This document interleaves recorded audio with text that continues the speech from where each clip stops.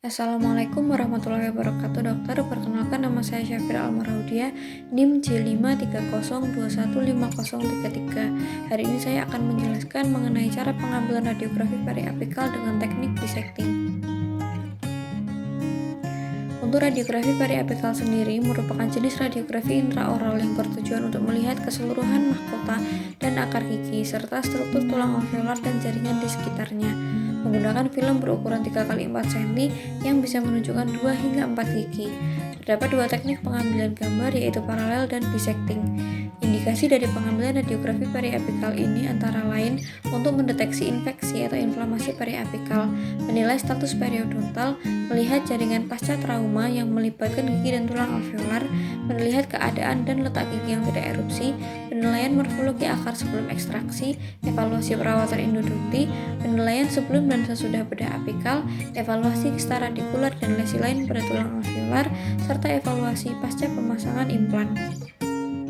Kemudian untuk teknik dissecting sendiri sering disebut dengan teknik shotgun periapikal, yaitu adalah teknik pengambilan radiografi periapikal di mana film diletakkan sedekat mungkin dengan gigi. Kemudian sinar X-ray-nya diarahkan pada sudut yang tepat terhadap film dan juga gigi yang akan dilakukan penyinaran. Biasanya dipegang sendiri oleh pasien. Teknik dissecting ini menggunakan aturan isometri, yaitu anggapan bahwa dua segitiga adalah sama jika mereka memiliki dua sudut yang sama dan satu sisi yang sama.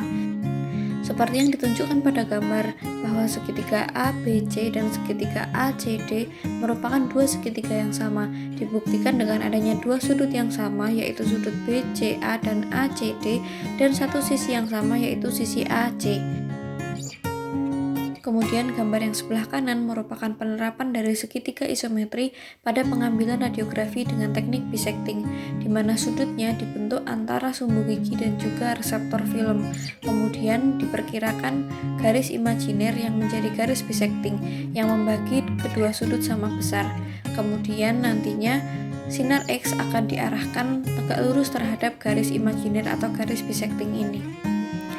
Untuk keuntungan dan kerugian dari teknik dissecting, keuntungannya dapat memberikan detail yang lebih bagus dan memposisikan filmnya relatif simpel dan cepat serta nyaman untuk pasien dan bisa untuk seluruh area mulut. Kemudian, apabila seluruh angulasinya ditaksir dengan benar, maka gambarnya akan sama dengan panjang gigi yang aslinya dan tidak ada kelainan atau tidak ada abnormalitas seperti elongasi ataupun shortening. Kemudian cocok juga untuk pasien dengan lengkung palatal yang rendah dan pasien anak dan mandibular yang sensitif di area premolar. Sedangkan kerugiannya adalah sulit disejajarkan atau diposisikan antara cone X-ray, kemudian sumbu gigi dan juga reseptor film. Kemudian angulasi vertikal dan horizontalnya pun harus disesuaikan sehingga memerlukan keahlian dan keterampilan. Dan pada akar buccal, gigi premolar dan molar rahang atas yang menyempit akan susah. Dan kemudian dasar dinding ozigomatik sering bertabrakan atau overlays dengan akar gigi M2 rahang atas. Kemudian untuk angulasi penyinarannya pada dasarnya adalah tegak lurus terhadap garis dissecting atau bisa mengikuti aturan ini. Kemudian untuk skenarionya di sini terdapat pasien perempuan berusia 22 tahun yang datang ke RSKM Sulastri dengan keluhan gigi belakang kanan atasnya berlubang.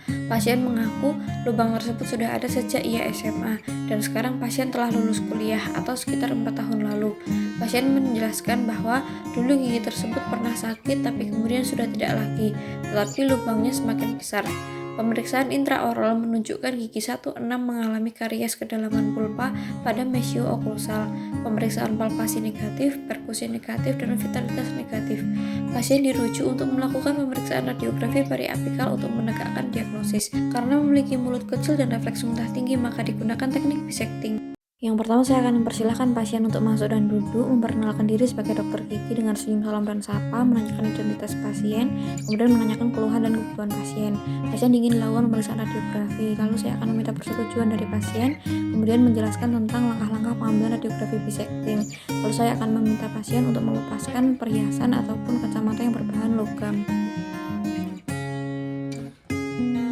Mempersiapkan alat dan bahannya, yaitu apron pelindung pasien, apron pelindung operator, handscoon, pentem gigi, alkohol hand sanitizer, kertas glossy, alat tulis, diagnostik set, scanner digital X-ray, film, cover envelope, komputer penunjang, dan cone X-ray. Lalu mencuci tangan dengan hand sanitizer selama 20 detik dengan langkah WHO.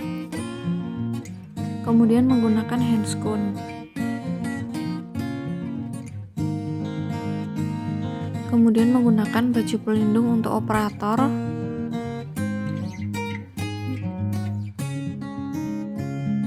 Dan memakaikan baju timah atau baju pelindung untuk pasien. Lalu menginstruksikan pasien untuk duduk dengan kepala tegak dan punggung tegak, melihat ke depan atau tragus dan alat nasi sejajar lantai, atau bidang sagital tegak lurus terhadap bidang horizontal. Lalu melakukan pemeriksaan intraoral pada pasien untuk melihat keadaan gigi yang akan diperiksa dan kondisi palatum. Setelah itu mempersiapkan filmnya. Di sini film dimasukkan ke dalam cover film lalu dimasukkan ke dalam envelope.